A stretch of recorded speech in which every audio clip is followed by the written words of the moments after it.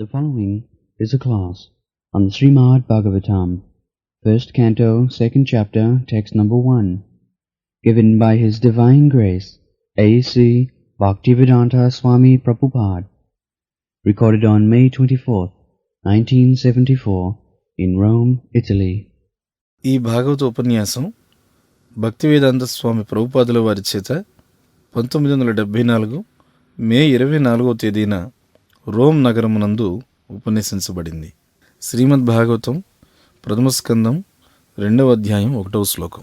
వ్యాస ఉవాచ ఇతి సంప్రశ్న సంహృష్టో విప్రాణాం రౌమహర్షణిః ప్రతిపూజ్య వచస్తేషాం ప్రవక్తుముపచక్రమే. అనువాదము: రోమహర్షణుని సుతుడైన ఉగ్రశ్రవుడు అనగా సూత గోస్వామి బ్రాహ్మణుల ఉత్తమ ప్రశ్నలచే పూర్ణ సంతుష్టిని పొందినవాడై వారికి కృతజ్ఞతలు తెలిపి ప్రత్యుత్తరము ఒసగా ఉద్యుక్తుడయ్యెను. Divinity and divine service.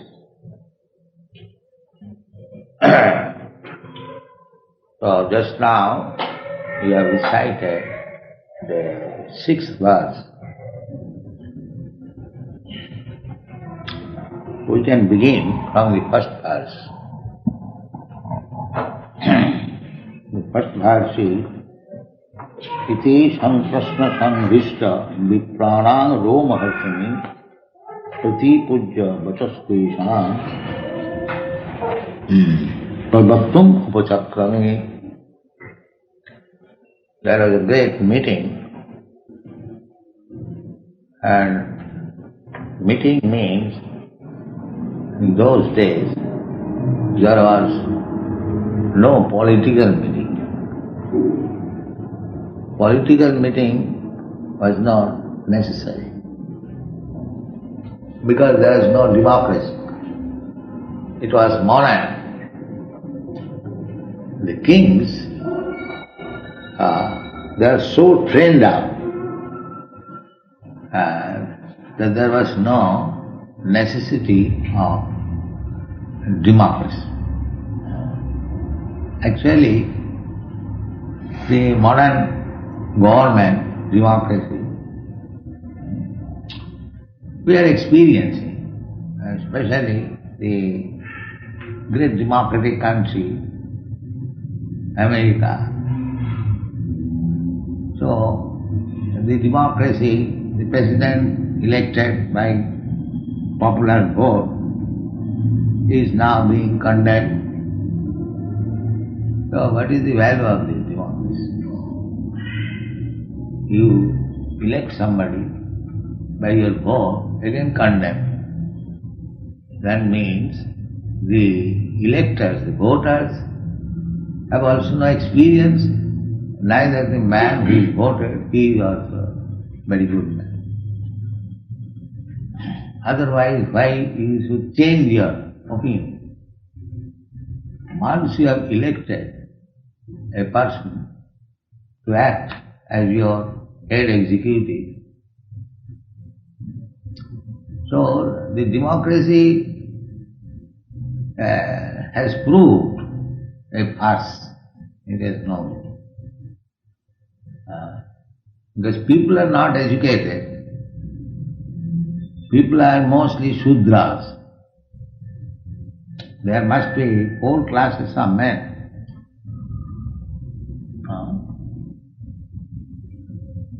Brahman, Khatri, Vaishya, Shudra, first class, second class, third class, fourth class. But at the present moment, there is no first class man, neither second class man, or third class, fourth class, all over.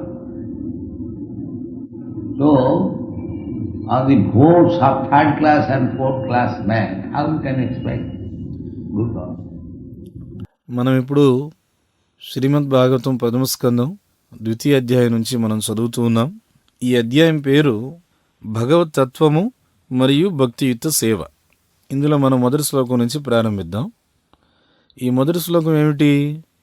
ఇతి సంప్రశ్న సంహృష్టో విప్రాణాం రౌమహర్షణిః ప్రతిపూజ్య వచస్తేషాం ప్రవక్తు ముపచక్రమే.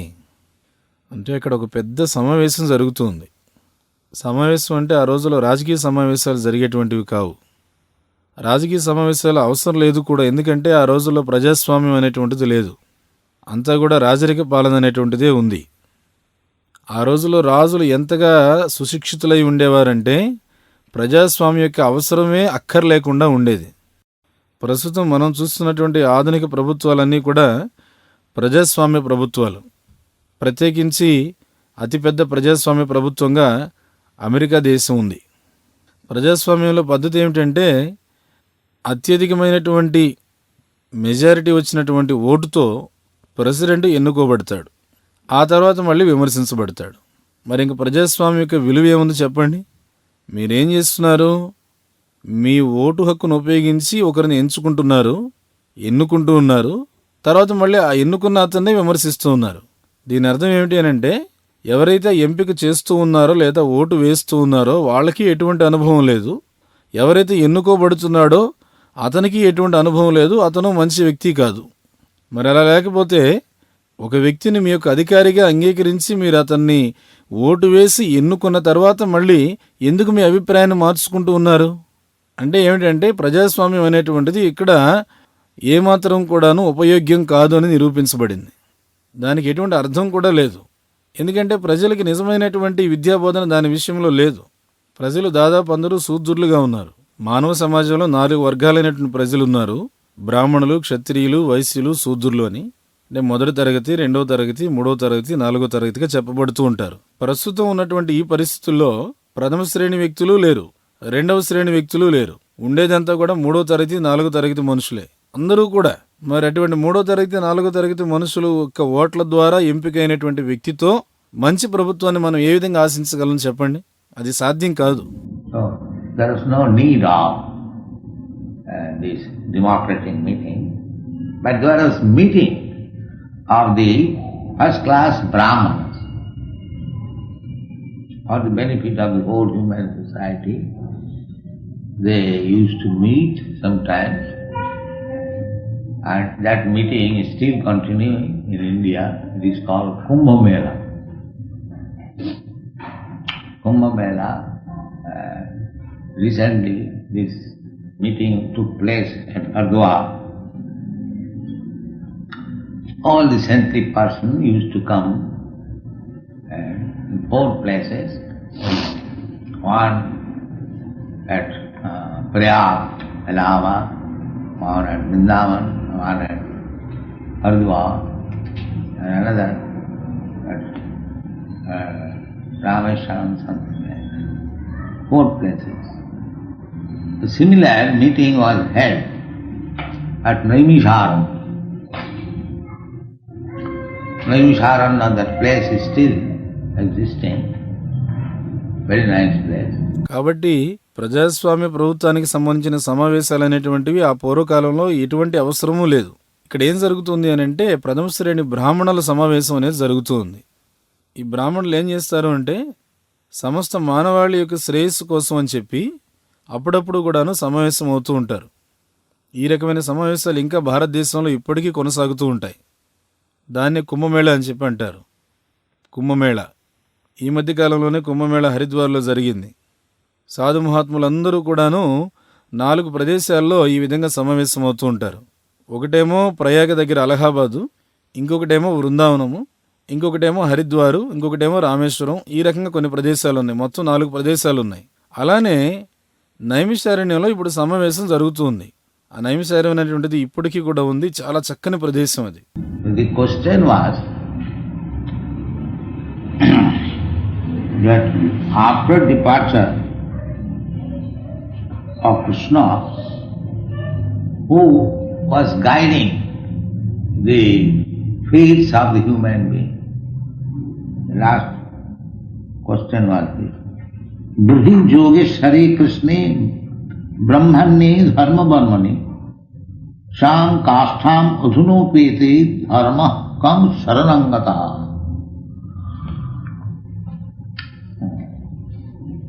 Dharma, religious principle. Krishna says in the Bhagavad Gita Yada yada hi dharmasya glani bhavati bhara. Glani means polluted. Whenever there is pollution in the matter of discharging religious principles, I come down. Tadatmanam srijami aham. Then I come down to settle up things. So Krishna came for this purpose, to settle up or to purify dharmasya glani, pollution in the matter of discharging religious principles. Therefore, as soon as there is pollution, means there is a class of men who have polluted. They are called dushkrita, sinful. When there is increase of the number of sinful persons, there must be pollution in the system of religious life. This is the way. If everyone is following religious principles, everyone does not commit any sinful activity, so at that time there is no chance of pollution in religious system. ఇక్కడ ప్రశ్న ఏమిటి అంటే, కృష్ణుడు లీలా సమాప్తి చేసి వెళ్ళిపోయిన తర్వాత మానవుల యొక్క విధిరాతను ఎవరు దిశానిర్దేశం చేస్తున్నారు? ఇది చివరి ప్రశ్న. చివరి ప్రశ్న ఏమిటి అంటే, బ్రూహి యోగేశ్వరే కృష్ణే బ్రహ్మణ్యే ధర్మవర్మణి స్వాం కాష్టం అధునోపేతే ధర్మహక్కం శరణం గతః. ధర్మ, ధార్మిక సూత్రం కృష్ణుడు భగవద్గీతలో చెప్తూ ఉన్నాడు. యదా యదా హి ధర్మస్య గ్లానిర్భవతి భారత. గ్లాని అంటే హాని కలగడం, కలుషితం అవడం. ఎక్కడైతే ధార్మికమైనటువంటి సూత్రాల ఆచరణలో కలుషితమైనటువంటిది ఏర్పడుతుందో అప్పుడు నేను అవతరిస్తాను అని ఇక్కడ భగవంతుడు చెప్తున్నాడు. తదాత్మానం సృజామ్యహం. నేను అవతరించి ఆ విషయాలన్నీ కూడాను చక్కదిద్దుతాను. కాబట్టి కృష్ణుడు ఎందుకు అవతరిస్తాడంటే ఈ ప్రయోజనం కోసం అవతరిస్తున్నాడు. ఏమిటది? ధర్మస్య గ్లాని. ధార్మిక సూత్రాల ఆచరణకు ఏదైతే హాని కలిగిందో, ఏదైతే కల్మషం ఏర్పడిందో దాన్ని చక్కదిద్దడానికి ఆయన అవతరిస్తాడు. ఎప్పుడైతే ఈ కలుషితమైనటువంటిది ఏర్పడింది అని చెప్తున్నామో ఆ కలుషితం చేసేటువంటి ఒక వర్గం ప్రజలు ఉన్నారని చెప్పి అర్థం. వాళ్ళనే దుష్కృతులు లేదా పాపాత్ములు అని చెప్పి అంటారు. ఎప్పుడైతే పాపాత్ముల సంఖ్య అనేటువంటిది సమాజంలో పెరిగిపోతూ ఉంటుందో అప్పుడు ధార్మిక జీవన విధానంలో కలుషితం అనేటువంటిది పెరిగిపోతూ ఉంటుంది. ఇది జరిగేటువంటి పద్ధతి. ప్రతి ఒక్కరూ కూడాను ధార్మిక జీవనాన్ని పాటిస్తూ ఉన్నారనుకోండి, ఇంకా ఎక్కడ కూడాను పాపకృత్యం అనేటువంటిది జరగకుండా ఉంటుంది. దానివల్ల ధార్మికమైనటువంటి జీవితంలో కలుషితం అనేటువంటిది ఏర్పడడానికి అవకాశం లేకుండా ఉంటుంది. At the present moment, they do not know what is pollution and they do not know what is religious principle.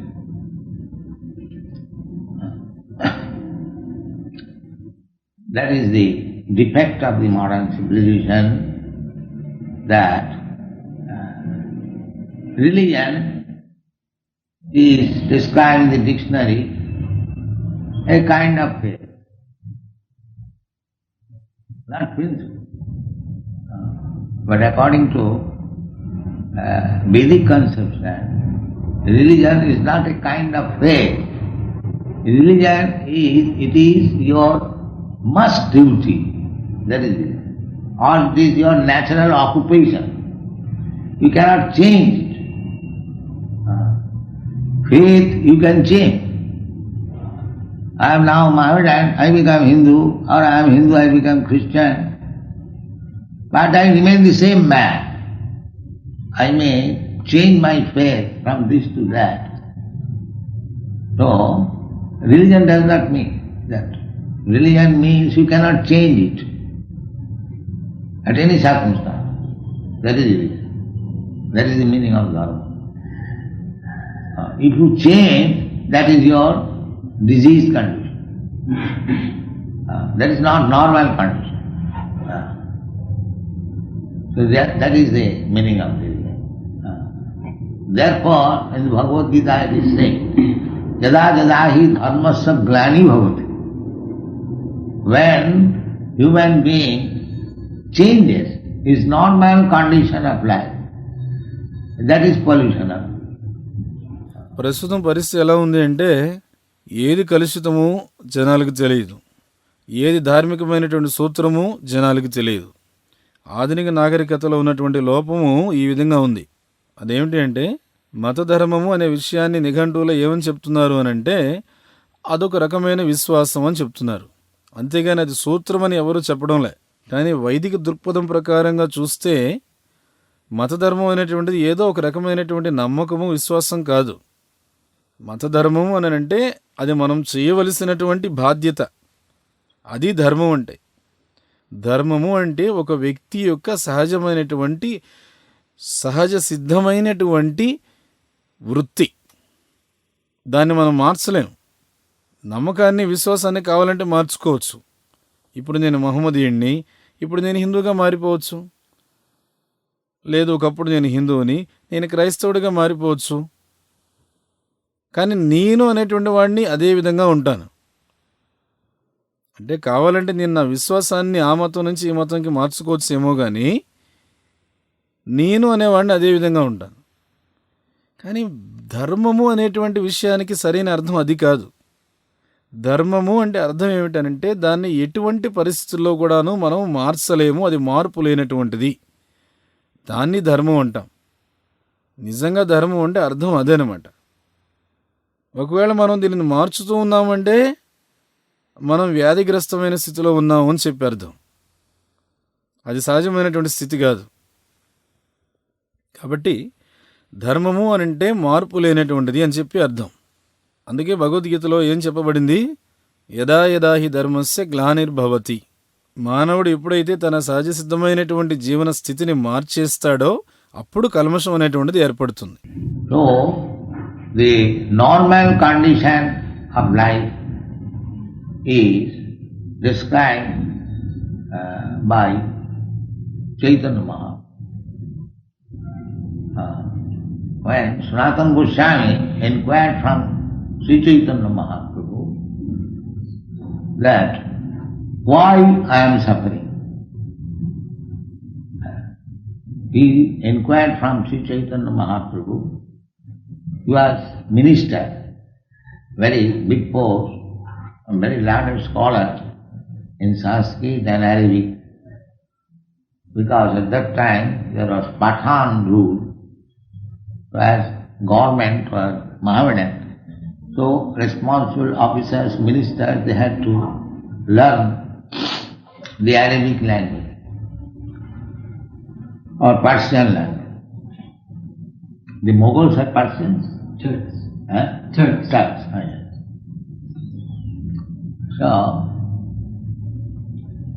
So he was a big scholar and born in Brahmin family. Everything was all right. But still, he presented himself before Sri Chaitanya Mahaprabhu that he is not a bona fide learned man, because he did not know what is his identification. That is very important thing. One should know his identification. At the present moment, the identification is going on by the skin. I am Indian, I am American. This is going on. But that is not our proper identification. The proper identification is Aham Brahmasmi. I am spirit soul. This is to be understood in human form of life. Otherwise, the dog is also puffed up. I am a big dog. Similarly, if a man becomes puffed up simply by the bodily concept of life, I am a big Roman, I am big Indian, I am big. There is no distinction between the dog's conception of life and the big Roman's conception of life. because the center is the body. సహజ సిద్ధమైనటువంటి స్థితి అంటే ఏమిటి అనేది చైతన్య మహాప్రభు వివరించారు. ఒకసారి సనాతన గోస్వామి చైతన్య మహాప్రభు దగ్గరికి వెళ్ళి ఈ విధంగా ప్రార్థించారు, నేను ఎందుకు ఈ విధంగా బాధపడుతున్నాను. ఆయన ఆ విధంగా చైతన్య మహాప్రభు దగ్గర విచారణ చేశారు. సనాతన గోస్వామి పరిస్థితి చూస్తే ఆయనది చాలా పెద్ద పదవి, మంత్రి పదవి ఉంది. సంస్కృతంలో కానీ అరబిక్ భాషల్లో కానీ చాలా పండితుడు ఆయన. ఎందుకంటే అప్పట్లో ఈ పఠాన్ల యొక్క నియమం అంతా జరుగుతూ ఉంది. ప్రభుత్వం అంతా కూడా మహమ్మదీయులు పరిపాలిస్తూ ఉన్నారు. కాబట్టి ఆ మహమ్మదీయుల పరిపాలన జరుగుతుంది కాబట్టి బాధ్యతాయుతమైనటువంటి అధికారులు కానీ మంత్రులు కానీ వాళ్ళు అరబిక్ భాషలు కానీ పర్షియన్ భాషలన్నీ కూడా నేర్చుకోవాల్సిన అవసరం ఉండేది. ఎందుకంటే మొఘలుల యొక్క పరిపాలన అంతా కూడాను అదేమిటి అంటే తుర్కుల యొక్క పాలన. తుర్కులు అనంటే ఆ భాష నేర్చుకోవాల్సిన అవసరం ఉంది. కాబట్టి సనాతన గోస్వామి పెద్ద పండితుడు, బ్రాహ్మణ కుటుంబంలో జన్మించినటువంటి వాడు. ఇవన్నీ కూడా బాగానే ఉన్నాయి. కానీ అతను చైతన్య మహాప్రభు దగ్గరికి వెళ్ళినప్పుడు తనను తాను ఏ విధంగా ప్రతిపాదించుకుంటూ ఉన్నాడు, నేనేమంత ప్రామాణికమైనటువంటి విద్యావంతుడు కాదు, ఎందుకంటే నా గురించి నాకు నిజంగా యథార్థంగా ఇంకా తెలియలేదు అని చెప్పాడు. ఇది చాలా ముఖ్యమైనటువంటి విషయం. ప్రతి ఒక్కరూ కూడాను తనకు తానుగా నేను ఎవరిని అనేటువంటి గుర్తింపును తెలిసి ఉండాలి. ప్రస్తుతం మనల్ని మనం గుర్తిస్తూ ఉన్నాం. దేని ద్వారా అంటే మన చర్మం చూసి, శరీరం చూసి గుర్తిస్తూ ఉన్నాం. నేను భారతీయుణ్ణి, నేను అమెరికా వాడిని, ఇది జరుగుతుంది. కానీ అది మన యొక్క యథార్థమైనటువంటి సక్రమమైనటువంటి గుర్తింపు కాదు. సరి అయినటువంటి గుర్తింపు ఏమిటి అంటే అహం బ్రహ్మాస్మి, నేను ఒక జీవుడను. అసలు మానవ జన్మ ఎత్తిన తర్వాత మనం అర్థం చేసుకోవాల్సిన విషయం కూడా అదే. అలా లేకపోతే కుక్క కూడా ఎంతో గర్వంతో అనుకుంటూ ఉంటుంది, నేను ఒక పెద్ద కుక్కను. అదేవిధంగా మానవుడు కూడాను శారీరకమైనటువంటి అవగాహనతో కూడిన జీవితంతో నేను ఒక పెద్ద రోమన్ దేశస్థుడని చెప్పి గర్వించాడు అనుకోండి, నేను పెద్ద భారతీయుడిని అని చెప్పి గర్వించాడు అనుకోండి, లేకపోతే నేను ఒక పెద్ద అది ఇది, ఇంకప్పుడు ఆ కుక్కకును ఈ మానవునికి ఏ రకమైనటువంటి వ్యత్యాసం కనిపించదు. అంటే ఆ శునకం యొక్క జీవిత అవగాహనకు ఈ రోమన్ దేశస్థుని యొక్క జీవిత అవగాహనకు ఎటువంటి వ్యత్యాసం లేదు. ఎందుకనంటే ఇద్దరికీ కూడా కేంద్ర బిందువు ఏమిటి, ఈ శరీరమే. So, here Krishna came to establish this fact that you are neither Roman nor Indian, nor Brahmin, nor Shudra. You are my eternal servant. Therefore give up all these nonsense identification. Sarva dharman parityajya. Because due to your wrong identification you have created so-called ism. Hinduism, Mohammedanism, nationalism, this ism, that ism, this is all nonsense. This is the understanding of religion. Whatever we have created with the bodily concept of time, they are all nonsense. The real religion is that I am eternal servant of Krishna. That is it. Chaitanya Mahaprabhu, when he was questioned by Sanatana Goswami, my dear sir, I have come to you to surrender to you because you are my spiritual master. You have asked me to give up my family life, so by your word I have given up. Now I have come to you, so this is my first question. One should be very inquisitive after initiation. Adu Buddhasam, this is our system. So, just to become enlightened in the spiritual affairs of life, as Arjuna also said, Shishasti Ham Sadhiman Prapanna. Similarly, Sanatana Goswami also, he says, sir, you asked me, I am now surrendered to you, so this is my question. కాబట్టి కృష్ణుడు ఎందుకు ఇక్కడ అవతరించాడు అంటే ఈ సత్యాన్ని నిరూపించడానికి, మనకు తెలియజేయడానికి. ఏమిటా సత్యం?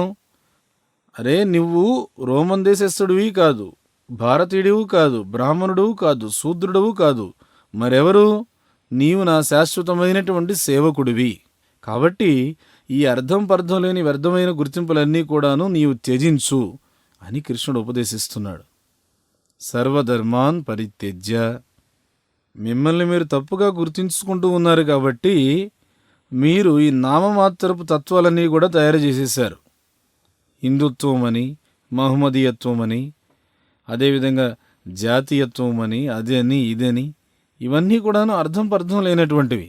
నిజమైన అవగాహన ఏమిటి అని అంటే మనం కృష్ణుడి యొక్క శాశ్వతమైనటువంటి సేవకులం. అది నిజమైన ధర్మం. అది కాకుండా ఏదైతే శారీరకమైనటువంటి అవగాహనతో కూడిన జీవితంతో ఏదైతే ఆలోచనలు మనం చేస్తూ ఉంటామో అవన్నీ కూడాను వ్యర్థమే అవుతాయి. నిజమైన ధర్మం ఏమిటి అంటే నేను కృష్ణుని యొక్క శాశ్వతమైనటువంటి సేవకుడను. ఇది నిజమైన ధర్మం. అందుకే ఎప్పుడైతే చైతన్య మహాప్రభు సనాతన గోస్వామి దగ్గర నుంచి ఈ ప్రశ్న విన్నాడో, ఏం ప్రశ్న అది? మహాప్రభు, నేను ఇప్పుడు నీకు శరణాగతి పొందడానికి వచ్చాను. ఎందుకంటే నీవు నా ఆధ్యాత్మిక గురువు. కుటుంబ జీవితాన్ని అంతటినీ కూడాను పరిత్యజించమని చెప్పి నువ్వు చెప్పావు. నీ మాట ప్రకారంగానే నేను పరిత్యజించాను. ఇప్పుడు నేను నీ దగ్గరికి వచ్చాను. వచ్చిన తర్వాత ఇప్పుడు ఇది నా మొట్టమొదటి ప్రశ్న. ఈ విధంగా సనాతన గోస్వామి ప్రశ్నించాడు. ఈ విధంగా మనం కూడా ప్రతి ఒక్కరూ ఇలాంటి జిజ్ఞాస కలిగి ఉండాలి. దీక్ష తీసుకున్న తర్వాత అదో గురువాశ్రయం అని చెప్పి అంటారు. అది మన పద్ధతి. కాబట్టి మీరందరూ కూడా ఏం చేయాలంటే ఆధ్యాత్మికమైనటువంటి వ్యవహారాల్లో చక్కటి జ్ఞానోదయాన్ని పొందాలి. అర్జునుడు కూడా ఇదే విషయం చెప్తున్నాడు. శిష్యస్తేహం శాదిమాంత్వాం ప్రపన్నం. అదే విషయాన్ని సనాతన గోస్వామి కూడా చెప్తున్నాడు. మహాప్రభు, మీరు నన్ను ఈ విధంగా అడిగారు, నేను మీరు చెప్పిన విధంగా చేసి ఇప్పుడు మీకు శరణాగతి పొందుతున్నాను, కాబట్టి ఇది నా ప్రశ్న అని చెప్పి అడుగుతున్నాడు. What is that question? That must be question. If one is actually seeking after spiritual realization, there must be intelligent question. The first intelligent question was put forward by Sanatana Goswami, the Kiyami Kano More Jape Tapotra. Sir, please let me know what is my identification. Why I am put into this miserable condition of material life? People do not know it, just like cats and dogs. And the cat or the dog does not know that his life is very abominable. No, this is Maya. Even the hog, he also thinks I am very happy. This is called Maya, Moha. Jivasya moha, aham mameti. So when human life is there, at least one must be awakened to this consciousness that actually I am not happy. That is the beginning of human life. Not to remain in darkness like cats and dogs. He is unhappy in every respect, in every step, and still he is thinking I am happy. Cats, dogs, hogs, they are whole day working, day and night, and for some food and then sense gratification. This is the modern life. And that is happiness. To become very busy whole day and night for getting some food for eating and something for sense gratification, this is happiness. మరి ఏమిటా ప్రశ్న? ప్రశ్న అనేటువంటిది ఖచ్చితంగా ఉండాలి. ఎవరైనా సరే ఆధ్యాత్మికమైన సాక్షాత్కారాన్ని ఆశిస్తున్నారు అంటే ఖచ్చితంగా సునిశ్చితమైన బుద్ధితో కూడినటువంటి ప్రశ్నలు వేయాల్సిందే. సనాతన గోస్వామి ఇక్కడ అడిగినటువంటి మొట్టమొదటి ప్రశ్న ఏమిటి అంటే కేయామి కేనే ఆమాయ జారే తాపాత్రయ. అయ్యా, మొట్టమొదటి దయచేసి నాకు యథార్థమైనటువంటి గుర్తింపు ఏమిటో నాకు చెప్పండి. తరువాత నేను ఎందుకు ఇంత బాధాకరమైనటువంటి జీవన విధానంలో ఉంచబడ్డాను అనేటువంటిది చెప్పండి. చూడండి, అసలు ప్రజలకి ఈ విషయమే తెలియదు. కుక్కల్లాగానో లేకపోతే పిల్లుల్లాగానో జీవిత విధానం అనేటువంటిది కొనసాగించేస్తున్నారు. కుక్కలకు కానీ పిల్లులకు కానీ జీవనం అనేటువంటిది అత్యంత భయంకరమైనటువంటి విషయం తెలియదు. అదేం తెలియకుండా ఊరికి ఆనందంగా ఉంటాయన్నమాట. ఆ విధమైన ఆనందం కూడా అది మాయ. చివరికి ఒక కుక్క కూడా ఏమనుకుంటుంది అంటే నేను ఆనందంగానే ఉన్నాను అనుకుంటుంది. దాన్ని మాయ అని చెప్పి అంటారు. మాయా మోహ జీవస్య మోహ అహం మమేతి. అందుకనే కనీసం మానవ జన్మ అనేటువంటిది పొంది ఉన్నాం కాబట్టి మనము ఈ విధమైనటువంటి చైతన్యాన్ని జాగృతం చేసుకోవాలి. ఏమిటా చైతన్యం అంటే, అరే యథార్థంగా చూస్తే నేను ఆనందంగా లేను అనే విషయం తెలుసుకోవాలి. ఇది ఈ భావన పొందడం అనేటువంటిది మానవ జన్మకు అసలైనటువంటి ఆరంభ దశ. అంతేగాని కుక్కలాగానో పిల్లులాగానో ఇక అజ్ఞానంలోనే అంధకారంలోనే మునిగిపోవడం కాదు. మానవుడు అడుగడుగునా కూడాను ప్రతి విషయంలో కూడాను అసంతోషంగానే ఉన్నాడు. కానీ ఏమనుకుంటున్నాడంటే పర్వాలేదు, నేను బాగానే ఉన్నాను, నేను సంతోషంగానే ఉన్నాను అనుకుంటున్నాడు. అదే మీరు జంతువుల విషయంలో చూస్తే కుక్కలు కానీ పిల్లులు కానీ పందులు కానీ రోజంతా కష్టపడి పనిచేస్తాయి. రాత్రింబవళ్ళు ఏదో కొంత ఆహారాన్ని పొందితే కాస్త ఇంద్రియ తృప్తిని పొందుతాయి. ఇప్పుడు ఆధునిక జీవన విధానం కూడా అట్లే ఉందన్నమాట. వాళ్ళు అదే ఆనందం అని చెప్పి అనుకుంటున్నారు. రోజంతా కూడాను పూర్తిగా రాత్రింబవళ్ళు కూడాను ఏదో తినడానికి కాస్త ఆహారము, అనుభవించడానికి కొంత ఇంద్రియ తృప్తి ఉంటే చాలే అని చెప్పి అనుకుంటున్నారు. దానికోసమే పరిశ్రమిస్తున్నారు. అది ఆనందాన్ని భావిస్తున్నారు. Actually, therefore Sanatana Goswami was intelligent. He inquired that Kyami Kano Mori Jati Tapurva. The first question to the spiritual master, what is my identification? Why I am suffering these threefold miseries? They do not know what is threefold. Miseries are there, but they do not know. So dull-headed people. Adhyatmic, Adhibhautik, Adhidaivik, three kinds of miseries. There must be either three or two, or at least one must be. No, three are always there. Adhyatmic means pertaining to the body or mind. Today I am very weak. Today I have got jaundice. Today I have got this some stomach trouble, dysentery. These are called adhyatma. My mind is not very nice. And adhidaivi, just like severe colds, severe heat, earthquake, these are famine, pestilence, there are so many things. Adhidaivi. Adhibhautik, miseries offered by another living entity. In this way, we are always implicated. Adhyatmika. కానీ యథార్థం అది కాదు. అందుకే సనాతన గోస్వామి చాలా బుద్ధిమంతుడు. అందుకని ఏమని ప్రశ్నిస్తున్నాడు? కేయామి కేనియామాయ జారే తాపత్రయ. ఆధ్యాత్మిక గురువు ముందు ఉంచే మొట్టమొదటి ప్రశ్న, నా యొక్క అసలైన యథార్థ గుర్తింపు ఏది? ఆ తర్వాత నేనెందుకు ఈ తాపత్రయాల్లో బాధలు అనుభవిస్తున్నాను? అసలు బయట ప్రజలకి తాపత్రయం అంటేనే అర్థం తెలియదు.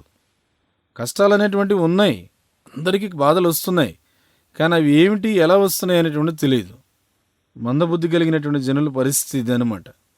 కానీ కష్టాలు అనేటువంటివి మూడు విధాలుగా ఉన్నాయి: ఆధ్యాత్మిక, ఆది భౌతిక, ఆది దైవిక. ఈ కష్టాలు ఈ ప్రపంచంలో అందరికీ ఉంటాయి. లేదు మూడు లేకపోయినా రెండన్నా ఉంటాయి, రెండు లేకపోయినా కనీసం ఒకటన్నా ఉంటుంది, ఖచ్చితంగా ఉంటుంది. కానీ ఈ ప్రపంచంలో ఈ మూడు రకాలైనటువంటి క్లేశాలు లేదా కష్టాలు ఎప్పుడూ ఉన్నాయన్నమాట. ఆధ్యాత్మిక క్లేశం అంటే అర్థం ఏమిటి? శరీరం నుండి మనసు నుంచి వచ్చేటువంటి బాధలు. ఈరోజు చాలా నీరసంగా ఉంది, ఈరోజు నాకు కామెర్లు వ్యాధి వచ్చేసింది, నిన్నంతా కూడా కడుపు చాలా నొప్పిగా ఉంది, బాగా విరోచనాలు అయ్యాయి, ఇలాంటివన్నీ వింటూ ఉంటాం కదా. ఇది ఆధ్యాత్మిక క్లేశం అంటే. లేకపోతే ఒక్కొక్కసారి అంటాం, ఈరోజు ఏమిటో నా మనసు బాగాలేదు అని చెప్పి అంటాం. ఇవన్నీ కూడా ఆధ్యాత్మిక క్లేశాలు. తర్వాత ఆది దైవిక క్లేశం మనం చూస్తూ ఉంటాం కదా. తీవ్రమైనటువంటి చలి, విపరీతమైన ఎండ, భూకంపాలు, కరువు కాటకాలు, ఇలాంటివన్నీ వస్తూ ఉంటాయి. ఇలాంటివన్నింటినీ కూడా ఆది దైవిక అని చెప్పి అంటారు. తర్వాతది ఆది భౌతిక క్లేశం అంటే తోటి జీవుడి వల్ల కలిగేటువంటి కష్టం. ఈ విధంగా ఈ మూడు క్లేశాల్లో పడి మనం ఎప్పుడూ కూడాను కొట్టుమిట్టాడుతూ ఉన్నాం. ఆధ్యాత్మిక, ఆది దైవిక, ఆది భౌతిక క్లేశాలు. Therefore Sanatana Goswami inquired that I do not want this. I do not want this. But why they are imposed upon me? This is very intelligent question. If there is any solution, that is it. Not temporary mitigation of temporary, we are just like it is summer or winter. Anyway, in the summer we are suffering scorching heat.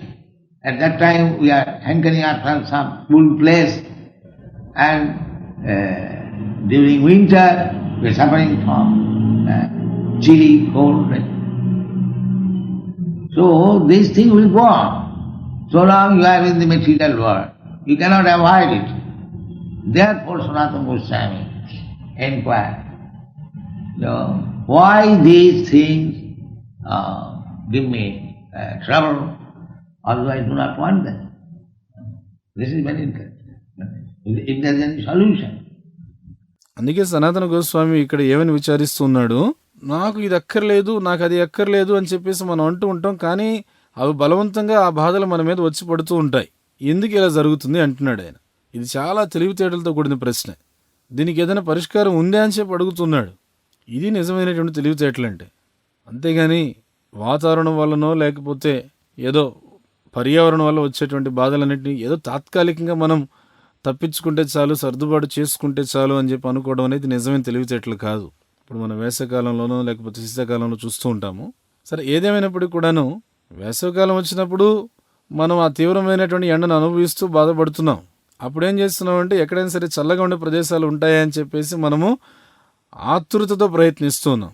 అదే చలికాలం వచ్చిందనుకోండి, ఆ గడగడ వణికేటువంటి చలిలో, ఆ వర్షంలో దాన్ని మనం అనుభవిస్తున్నాం, బాధపడుతున్నాం. ఇలా ఇవన్నీ కూడాను వస్తూ పోతూ ఉన్నాయి. మనం ఎంతవరకు అయితే భౌతిక జగత్తులో ఉంటామో అంతవరకు వీటిని మనం నిరోధించలేం. అందుకే సనాతన గోస్వామి ఇక్కడ ఏమని అడుగుతున్నారు, ఇవన్నీ కూడా ఎందుకు నాకు ఈ విధంగా ఇబ్బందిని కలిగిస్తూ ఉన్నాయి, నేను అవి కావాలని కోరుకోవడం లేదే, ఎందుకు ఆ కష్టాలు నా మీద వచ్చి పడుతున్నాయి? ఇది చాలా చాలా బుద్ధిమంతమైనటువంటి ప్రశ్న. మరి దీనికి ఏదైనా పరిష్కారం ఉందా? The modern civilization, modern or past, foolish people, they do not want the solution. They think that things are going on like this, we cannot avoid it, let us suffer. That is not intelligent. If you are suffering, then you must find out the remedy. And actually we are doing that.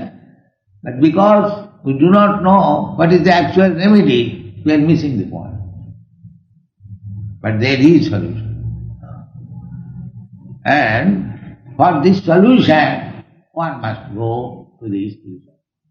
That is this kind. Samsaradavaanaladiloka pranaya. This materialistic life is always like the blazing fire in the forest.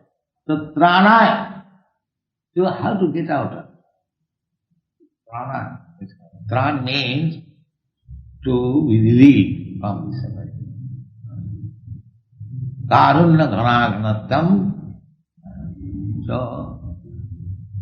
how these sufferings can be mitigated?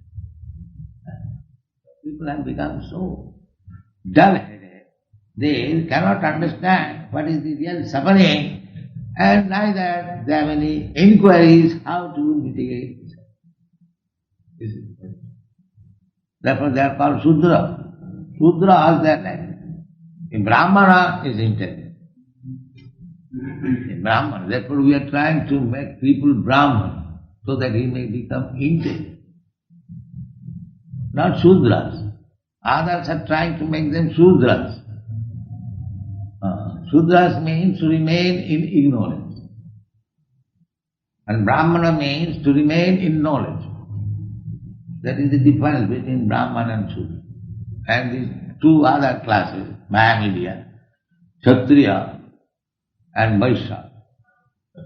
The Brahmanas are supposed to be the first class men in the society, the Kshatriyas, the second class, the Vaishyas, the third class, and the remaining all fourth class and fifth class. ఇప్పుడు అధునాతనమైన నాగరికతలో ఆధునిక ప్రజలు ఎలా ఉన్నారు అంటే చాలా మూర్ఖత్వంగా ఉన్నారు.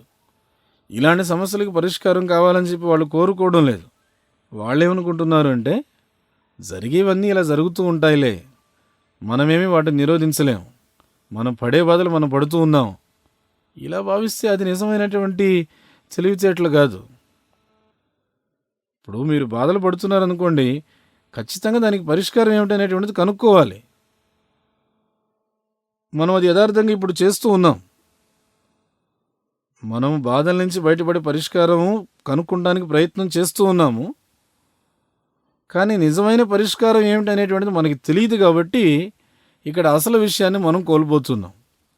కానీ వీటన్నిటికీ నిజమైన పరిష్కారం ఉంది. ఆ పరిష్కారం మీరు తెలుసుకోవాలి అంటే దానికోసం మీరు ఆధ్యాత్మిక గురువు చెంతకు వెళ్ళవలసిందే. ఆ విషయాన్ని ఇక్కడ వివరించారు. సంసారదావ నలలీడలోక త్రాణాయ. భౌతికమైన జీవితం ఎటువంటిదంటే అడవిలో ఉండేటువంటి భయంకరమైన దావానలం లాంటిది. మరి దీని నుంచి మనకు విముక్తి కావాలంటే త్రాణ అంటే దాని నుంచి మనం బయటపడ్డం. త్రాణ అంటే ఆ బాధల నుంచి మనం విముక్తులం కావడం. అలా కావాలి అంటే కారుణ్య ఘనఘనత్వం. మరి బాధలన్నీ కూడా ఏ విధంగా మనం బయటపడచ్చు? Short replace. మరి ఈ బాధలన్నింటి నుండి కూడా మనం ఏ విధంగా బయటపడచ్చు?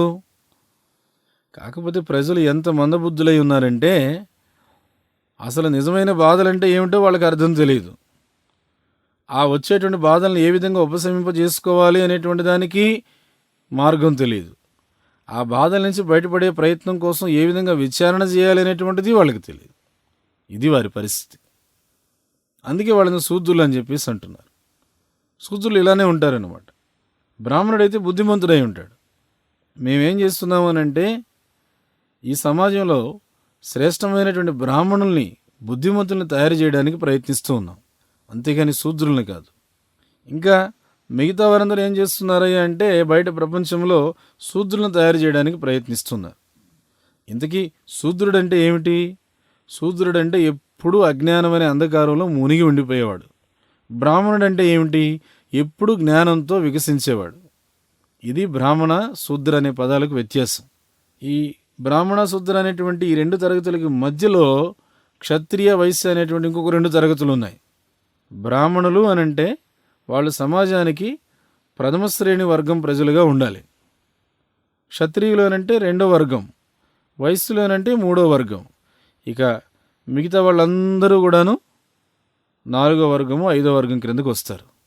So there was no meeting of the 4th class, 5th class men. What they will do? Simply pass some resolution. That's all. What they will do? Just like this United Nations. What can they do? For the last 20 years, they are trying to make solution of the problems of the world. They have so many departments. The one department is WHO, World Health Organization. So, because they are all Sudras, what they can make solution? The present moment, the whole world is full of Sudras and they have got money, so they are simply spending for sense getting. Therefore, according to Vedic civilization, Sudras should not be given much money. Simply what they actually require, that's all. Because they do not know how to utilize money. At the present moment, because the whole population are Sudras, as soon as they get money, they spend it for wine, women, and squander it. So, big rich men in America, they spend $50,000 in a week in Florida for seeing naked doves. Is it not? Is it not a fact? Because they are Sudras. They do not know how to spend money. And formerly, before this, people were little intelligent, or at least they had some religious faith. So they constructed temples, churches, mosques. Nowadays, this thing is stopped. As soon as one gets money, they have to spend it after sense gratification. ఇక్కడ ఏం జరుగుతుంది అని అంటే అటువంటి 4వ తరగతి 5వ తరగతి ప్రజలకు కాదు సమావేశం జరిగేది. వాళ్ళేం చేయగలుగుతారు? ఏదో ఊరికనే ఏదో ఒక వాగ్దానం ఒక తీర్మానం చేస్తారు అంతే, అంతకన్నా ఏం చేయగలుగుతారు? ఇప్పుడు ఇంతకు ఏం చేస్తున్నారు కాబట్టి మనం చూస్తున్నాము ఐక్యరాజ్య సమితి అని చెప్పి వాళ్ళు ఏం చేస్తున్నారు, గత 20 సంవత్సరాలుగా ప్రపంచంలో ఉన్న సమస్యలకి పరిష్కారం కోసం అని చెప్పి వాళ్ళు ప్రయత్నం చేస్తూ ఉన్నారు. వాళ్ళకి ఎన్నో విభాగాలు ఉన్నాయి. అందులో ఒక విభాగం ఏమిటి అని అంటే ప్రపంచ ఆరోగ్య సంస్థ అనేది కూడా ఒకటి ఉంది. కానీ ఏమిటంటే అజ్ఞానంతో మునిగి ఉండేటువంటి శూద్రులు కనుక నిజమైనటువంటి పరిష్కారాన్ని వాళ్ళు ఇవ్వలేకపోతున్నారు. ఇప్పుడు ప్రస్తుతం ఉన్నటువంటి పరిస్థితుల్లో ప్రపంచమంతా కూడా ఈ అజ్ఞానంతో మునిగి ఉన్న శూద్రులు ఎక్కువ ఉన్నారు. చూస్తేనేమో వాళ్ళ దగ్గర ధనం ఉంది, మరి ఇంకా ధనాన్ని వాళ్ళు ఏం చేస్తున్నారు, కేవలం ఇంద్రియ భోగం కోసం ఖర్చు పెడుతున్నారు. అందుకని వైదిక నాగరికతలో శూద్రులకి ఎటువంటి ధనాన్ని కూడా ఇచ్చేవారు కాదు. మరి ఏం చేసేవారు అంటే వాళ్ళకి ఏదైతే అవసరమో అవసరాలకు తగినంత మాత్రం ఇచ్చేవాళ్ళు, అంతే. ఎందుకయ్యా అంటే ధనాన్ని ఏ విధంగా సద్వినియోగం చేయాలనేటువంటిది వారికి తెలియదు. ప్రస్తుతం పరిస్థితి ఏ విధంగా ఉందంటే జనాభా అంతా కూడాను ఆ శూద్ర స్థాయిలోనే ఉన్నారు కాబట్టి చేతికి డబ్బు రాగానే ఏం చేస్తున్నారు, మద్యం కోసం, అదేవిధంగా వ్యభిచారం కోసం దానిని విచ్చలవిడిగా ఉపయోగించేస్తున్నారు. అమెరికాలో మీరు చూడండి, పెద్ద పెద్ద ధనవంతులందరూ కూడా ఏం చేస్తారు, వాళ్ళు ప్రతి వారం కూడాను ఫ్లోరిడాలో నగ్నంగా అమ్మాయిలు చేసేటువంటి ఆ నాట్యము, ఆ తైతెక్కలు చూడడానికి ప్రతి వారము $50,000 ఖర్చు పెడుతూ ఉంటారు. అవునా కదా? నేను చెప్పింది నిజమే కదా? ఎందుకలా వాళ్ళు చేస్తున్నారా అంటే వాళ్ళు శూద్రులు కాబట్టి ధనాన్ని ఏ విధంగా ఖర్చు పెట్టాలనేటువంటిది వాళ్ళకి తెలియదు. అదే పూర్వకాలంలో చూస్తే ప్రజలు నిజంగా చాలా బుద్ధిమంతులై ఉండేవారు. ప్రతి ఒక్కడికి కూడా కనీసం ధర్మం అంటే ఏమిటి అనేటువంటి దాని మీద ఒక విశ్వాసం ఉండేది. అందుకే వాళ్ళు ఏం చేసేవాళ్ళు, మందిరాలను, మసీదులను, చర్చిలను అలాంటివి నిర్మించేవాళ్ళు. ఈ రోజుల్లో అవన్నీ కూడా పూర్తిగా ఆపేసేశారు. చేతికి ఎప్పుడైతే డబ్బు దొరుకుతుందో వెంటనే ఆలోచన ఏ విధంగా దీన్ని ఇంద్రియ తృప్తికి ఉపయోగించాలి, అలా ఉంది పరిస్థితి. So formerly there was no meetings of the Sudras. The meeting was held among the Brahmin saintly persons to consider how people will remain happy, how their spiritualistic life will advance. Therefore the Brahmins were the heads, and others, Kshatriyas and Vaishyas and Sudras, they used to take instruction from the Brahmins for their livelihood. That was a very good system. That is natural. Just like in this body, there are the same Brahmin, Kshatriya, Vaishya, Shudra. The Brahmin is the head, the brain, and the Kshatriya, the arm, and Vaishya, the belly, and Shudra is the leg. So, when the body is healthy condition, the brain is very nice, then the brain gives direction to the leg, to the hand, to the belly. Brain, if one has got good brain, he does not eat much. Why should I eat more? When I am not hungry, why shall I load the belly? It requires brain. No, here is a very nice palatable thing, let me load it. And because he has no brain. And after loading, then dysentery. You see? So in every action, the brain is required. అందుకనే పూర్వకాలంలో శూద్రుల సమావేశాలు అనేటువంటివి ఎక్కడా లేవు.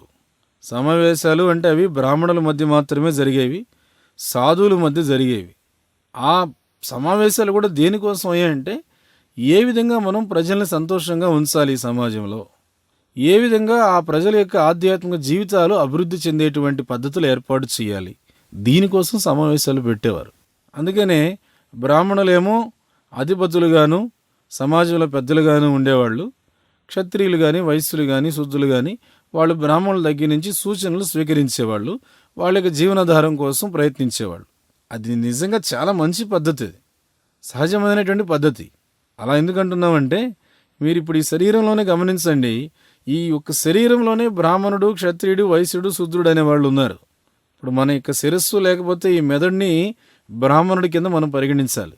క్షత్రియుడు అంటేనేమో మన యొక్క హస్తాలు, వైశ్యుడు అంటేనేమో ఉదరం, ఇక శూద్రుడు అంటేనేమో పాదాలు.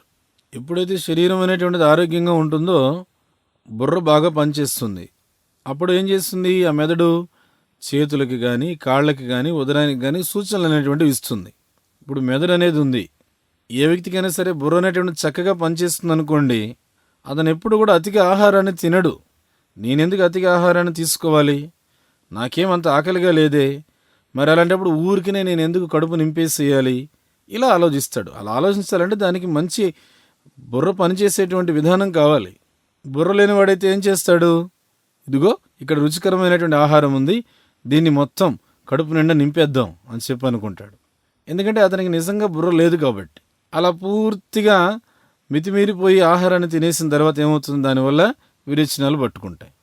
చూడండి, ఇలా మీరు చేసే ప్రతి ఒక్క కార్యంలో కూడాను మెదడు అనేటువంటిది చాలా అవసరం అన్నమాట.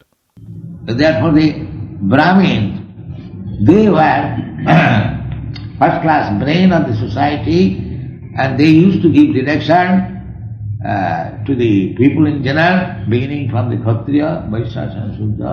They used to give instruction to the Kshatriyas, next intelligent class of men for administration, and the Kshatriyas used to rule over the government according to the Brahmins' instruction, and the Vaishyas also, they used to produce food grains and give protection to the cows. In this way, they were discharging their duty, and the Sudras, they were carrying out the orders of these three higher classes. అందుచేతనే సమాజంలో మెదడులాగా పనిచేసేటువంటి ప్రథమ శ్రేణి వ్యక్తులు ఎవరయ్యా అంటే బ్రాహ్మణులు. వాళ్ళు జనసామాన్యానికి, అంటే ఎవరైతే క్షత్రియులు, వైశ్యులు, శూద్రులు ఉంటారో వాళ్ళందరికీ కూడాను మార్గదర్శకత్వం చేస్తూ ఉండేవారు. వాళ్ళు క్షత్రియులకి ముఖ్యమైనటువంటి సూచనలు ఇస్తూ ఉండేవాళ్ళు. ఈ క్షత్రియులేమో బ్రాహ్మణుల తర్వాత మంచి తెలివితేటలు కలిగినటువంటి వర్గం ప్రజలు. వీళ్ళు దేశ పరిపాలన కోసం చక్కగా ఉపయోగపడతారు. ఆ క్షత్రియులు ఏం చేసేవారంటే ప్రభుత్వాన్ని బ్రాహ్మణుల యొక్క సూచనల ప్రకారంగా పరిపాలించేవాళ్ళు. తర్వాత వైశ్యులు ఉండేవారు. వాళ్ళు ఏం చేసేవారు, చక్కగా ఆహార ధాన్యాలు పండించేవారు, గో సంరక్షణ చేసుకుంటూ ఉండేవారు. ఈ విధంగా ఎవరికి వాళ్ళు వాళ్ళ యొక్క విద్యుత్ ధర్మాలు నిర్వహిస్తూ ఉండేవాళ్ళు. ఇక శూద్రులేమో ఈ మూడు వర్గాల వాళ్ళు ఏదైతే చెప్తూ ఉంటారో వాళ్ళ యొక్క ఆజ్ఞల ప్రకారంగా పనిచేస్తూ ఉండేవారు. So, you'll find in this instruction, in this chapter, these sages decided at the end of the meeting that Atapumbi Dijasreshta. The resolution was passed like this, because there were all Brahmins. Therefore, the president, Suta Goswami, he said all the Brahmins, Dijasreshta. He addressed. Dija means twice born.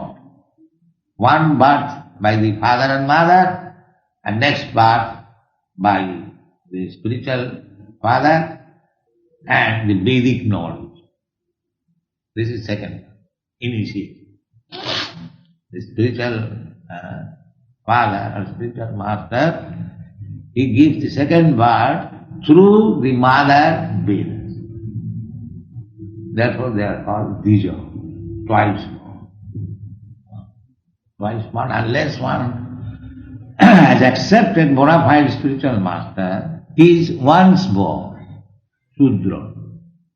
Shudra has no such thing as twice born. Only the Brahmana, Kshatriyas and Vaishyas. Because Shudras were less intelligent, they were not intelligent. They are not intelligent. Only the Brahman, Kshatriyas and Vaishyas. These are. ఇప్పుడు అటువంటి సూచన ఒకటే ఈ అధ్యాయంలో చివరిలో మీరు గమనించవచ్చు. ఋషులందరూ కూడాను వాళ్ళు నిర్ణయించినటువంటి ఒక మంచి సూచన ఏమిటయ్యా అంటే అతపుంబిర్ ద్విజశ్రేష్ఠ. వాళ్ళందరూ కూడా కలిసి ఒక తీర్మానం చేశారు. ఎందుకంటే వాళ్ళందరూ కూడాను బ్రాహ్మణులు కదా. వాళ్ళందరికీ ఒక అధ్యక్షుడు ఉన్నాడు, సూత గోస్వామి. ఆయన ఈ బ్రాహ్మణులందరినీ కూడాను ద్విజశ్రేష్ఠులు అని చెప్పి సంబోధించాడు. ద్విజ అని అంటే ద్వితీయ జన్మ తీసుకున్నవాడు అని.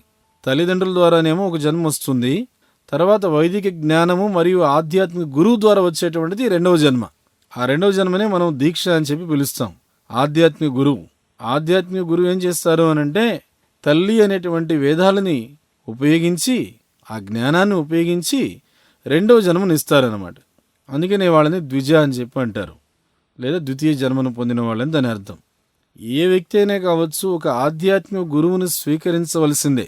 ఒక వ్యక్తి ఆధ్యాత్మిక గురువుని స్వీకరించనంత వరకు కూడాను అతను శూద్రుడిగానే మిగిలిపోతాడు. మరి శూద్రుడికి ఇటువంటి ద్విజ, రెండవ జన్మ ఇలాంటి విషయాలు ఏమి కూడా ఉండవు అన్నమాట. ఈ ద్విజ ఇలాంటివన్నీ కూడాను కేవలం బ్రాహ్మణులకి, క్షత్రియులకి, వైశ్యులకి మాత్రమే ఉంటాయి. అంటే అక్కడ శూద్రులు అని అంటే అజ్ఞానంతో ఎప్పుడూ మునిగి ఉండేవారని చెప్పుకున్నాము. వాళ్ళు అల్పబుద్ధి కలిగిన వాళ్ళు కాబట్టి వాళ్ళకి దీక్ష అనేటువంటిది ఇవ్వబడదు. వాళ్ళకి దీక్ష అనేటువంటిది ఇచ్చేవారు కాదు. ఆ దీక్ష అనేటువంటిది కేవలం బ్రాహ్మణులకి, క్షత్రియులకి, వైశ్యులకి, వీళ్ళందరూ కూడా ద్విజ అని చెప్పి అనబడేవారు. So, among the three kinds of dvijas, twice born, the Brahmanas were the first class dvija. Therefore, at the end of the meeting, because they are all Brahmins, there was no Kshatriya, only Brahmins were discussing. Atappungi dvijasreshta. Dvijasreshta, best of the Brahmins. They are not ordinary Brahmins. With full Vedic knowledge, they gather. Varnasama vibhagasa, the results of Varnasama must be there in the human society. So, Varnasama vibhagasa. Vibhaga means division. Atapun vidija sreshta varnasama vibhagasa sanushthitasya dharmasya. Everyone has got his dharma. That is dharma. The Brahma. Dharma means his occupational duty. Dharma means his occupational duty. That is dharma. A Brahmana he has got his duties to practice how to become truthful, sattva, sama, how to control the senses, dhamma, how to control the mind, sattva, sama, dhamma, titikha, how to learn toleration, forbearance, sattva, sama, dhamma, titikha, arjava, how to become simple, not crooked, jnanam, full knowledge and everything, vijnanam, practical application, sattva, sama, dhamma, titikha, jnanam, vijnanam, astikam, full faith in the Vedic literature, that is called astika. That is called atheism. To believe in the Shastra without any degrees. That is called theism. Atheism means not to believe in the Shastra, or not to accept them as it is, to comment according to one's own whim. That is called atheism. Theism means to have faith, full faith in the Vedic knowledge. That is called theism. ఇలాంటి ద్విజులలో ప్రథమ శ్రేణికి చెందినటువంటి వాళ్ళు బ్రాహ్మణులు. అందుకనే ఈ సమావేశం ముగిసే సమయానికి వాళ్ళందరూ కూడాను బ్రాహ్మణులు కాబట్టి వాళ్ళు ఈ నిర్ణయం తీసుకున్నారు. అంటే ఆ సమావేశంలో క్షత్రియులు లేరు, చర్చ చేస్తున్నది వాళ్ళందరూ కూడా బ్రాహ్మణులే అన్నమాట. అది నైమిషారణ్యం. అతపుంబిర్ ద్విజశ్రేష్ఠ శ్రేష్టమైనటువంటి బ్రాహ్మణులు చేస్తున్న సమావేశం. వాళ్ళంతా సామాన్యమైనటువంటి సాధారణమైనటువంటి బ్రాహ్మణులు కాదు, పూర్తి వైదిక జ్ఞానంతో నిండి ఉన్నటువంటి వాళ్ళు అక్కడ సమావేశమయ్యారు. వర్ణాశ్రమ విభాగశః. వర్ణాశ్రమాలు అనేటువంటివి మానవ సమాజంలో ఖచ్చితంగా ఉండాలి. వర్ణాశ్రమ విభాగశః. విభాగ అనంటే విభజించినటువంటి భాగము. అతపుంబిర్ ద్విజశ్రేష్ఠ వర్ణాశ్రమ విభాగశః స్వనిష్ఠితస్య ధర్మస్య. ప్రతి ఒక్కరికి కూడా తాను చేయవలసిన ధర్మం అనేటువంటిది ఒకటి ఉంటుంది. ధర్మము అనంటే విధించబడినటువంటి కర్తవ్యం. ధర్మము అనంటే నిర్దేశించబడినటువంటి బాధ్యత. అది ధర్మం అంటే. ఒక బ్రాహ్మణుడు ఉన్నాడు అనుకోండి, తాను పాటించాల్సినటువంటి బాధ్యతలు తనకుంటాయి. ఆయన బాధ్యతలు ఏమిటి? సత్య. ఏ విధంగా సత్యసంధతను కలిగి ఉండాలి అనేది నేర్చుకోవాలి. శమ. ఏ విధంగా ఇంద్రియాలను నిగ్రహించాలి అనేది నేర్చుకోవాలి. దమ, ఏ విధంగా మనసును నిగ్రహించాలి. సత్యం, శమో, దమ, స్థితీక్ష, ఏ విధంగా సహనాన్ని నేర్చుకోవాలి. సత్యం, సమో, దమ, స్థితీక్ష, ఆర్జవం, సరళంగా ఏ విధంగా ఉండాలి, అంతేగాని ఏదో వక్రబుద్ధితో కాదు. జ్ఞానం, సర్వం పట్ల పూర్ణ జ్ఞానాన్ని ఏ విధంగా కలిగి ఉండాలి. విజ్ఞానం, ఆ నేర్చుకున్నటువంటి జ్ఞానాన్ని ఆచరణాత్మకంగా ఎట్లా ఆచరించాలి. సత్యం, శమో, దమ, స్థితీక్ష, ఆర్జవం, జ్ఞానం, విజ్ఞానం, ఆస్తిక్యం, వైదిక సాహిత్యాల పట్ల పూర్ణ విశ్వాసాన్ని కలిగి ఉండాలి. దానిని ఆస్తిక్యం అని చెప్పి అంటారు. దానినే ఆస్తిక భావన అని కూడా అంటారు. దాని అర్థం ఏమిటనంటే ఏ విధమైనటువంటి అన్యభావన లేకుండా శాస్త్రాల పట్ల పూర్ణ విశ్వాసాన్ని కలిగి ఉండడం. దీన్ని ఆస్తిక్యం అని చెప్పి అంటారు. మరి నాస్తిక భావన అంటే ఏమిటి? నాస్తిక భావన అంటే శాస్త్రాలని నమ్మకుండా ఉండడం కానీ, లేదా వాటిని యథాతథంగా అంగీకరించకుండా ఉండడం కానీ, లేకపోతే వాటి పట్ల తనకు తోచినటువంటి వ్యాఖ్యానాలు చేయడం కానీ, దీనిని మనం నాస్తిక భావన అని చెప్పి అంటాం, లేదా నాస్తికత్వం అని చెప్పి అంటాం.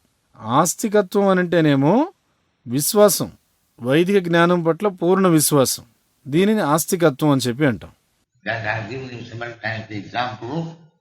Just like the cow dung is the stool of an animal, but the Vedic literature confirms that cow dung is pure. And you cannot argue. It is a stool of an animal. In one place you have condemned. If you touch the stool of an animal, you have to take bath thrice. Now you say cow dung, which is also stool of an animal, it is pure. Where is your argument? You have to accept. That is called theism. Because the Veda says, without any argument, you accept it. That is called theism. You cannot change. You cannot comment. That is called theism. Astikam. Brahma karma sabhavadam. And unless you have got such faith in the Vedic knowledge, you cannot make any progress. That's not possible. If with your poor fund of knowledge you want to interpret from the very beginning, there is no question of progress. నేను ఈ ఉదాహరణ మీకు అనేక సార్లు చెప్పాను. ఆవు పేడ అనేటువంటిది యథార్థంగా ఏమిటంటే ఒక జంతువు యొక్క మలం. కానీ వైదిక సాహిత్యాలు ఏమని ధృవీకరిస్తున్నాయి అని అంటే ఆవు పేడ పవిత్రం అంటున్నాయి. మీరు దీనికి వాదించడానికి లేదు. అది జంతువు మలం కదా. ఒక ప్రదేశంలో మీరేమంటున్నారంటే ఒక జంతువు మలాన్ని కనుక మనం తాకితే పూర్తిగా కలుషితం అయిపోయిన వాళ్ళం అవుతాము, దానికి గాను 3 సార్లు మనం స్నానం చేయాలి అని చెప్పి అంటున్నారు. ఇంకొక చోట ఏమంటున్నారు, ఆవు పేడ అనేటువంటిది జంతువు మలం అయినప్పటికీ కూడా అది పవిత్రం అంటున్నారు. అసలు ఏమిటండి మీ వాదన అని చెప్పి మనం అలా వాదించడానికి లేదు. మనం అంగీకరించి తీరాలి అంతే. దాన్ని ఆస్తికత్వం అని చెప్పి అంటారు. ఎందుకయ్యా అంటే వేదాలు చెప్పాయి కాబట్టి ఇంక మళ్ళీ ఇందులో వాదోపవాదాలు ఏమీ లేకుండా నేను అంగీకరిస్తున్నాను అంతే. దీనిని ఆస్తికత్వం అని చెప్పి అంటారు. మీరు వీటిని మార్చడానికి లేదు. మీరు వీటిపైన మీ సొంత వ్యాఖ్యానాలు చేయడానికి లేదు. దానిని ఆస్తికత్వం అని చెప్పి అంటారు. ఆస్తిక్యం, బ్రహ్మకర్మ స్వభావజం. మనం నిజంగా వైదిక జ్ఞానం పట్ల ఈ స్థాయిలో గనక విశ్వాసాన్ని పొంది ఉంటే తప్ప అసలైన అభివృద్ధి అనేటువంటిది మనం సాధించలేం. అసలు అది సాధ్యం కూడా కాదు. ఇవన్నీ చేయకుండా నీవు నీ దగ్గర ఉన్నటువంటి అనుభవం లేనటువంటి జ్ఞానంతోనో లేకపోతే జ్ఞాన రాహిత్యంతోనో నీకు ఇష్టం వచ్చినట్లుగా నీవు మనోకల్పితాలు చేసుకుంటూ పోయావనుకో, ఇక అప్పుడు ప్రారంభం నుంచే ఏ విధమైన పురోగతి లేనట్లుగానే సాగుతుంది. Therefore we find in the Bhagavad Gita, when Arjuna heard from Krishna the principles of Bhagavad Gita, he said, Sarvametam nitanamanne jadvadasini padam.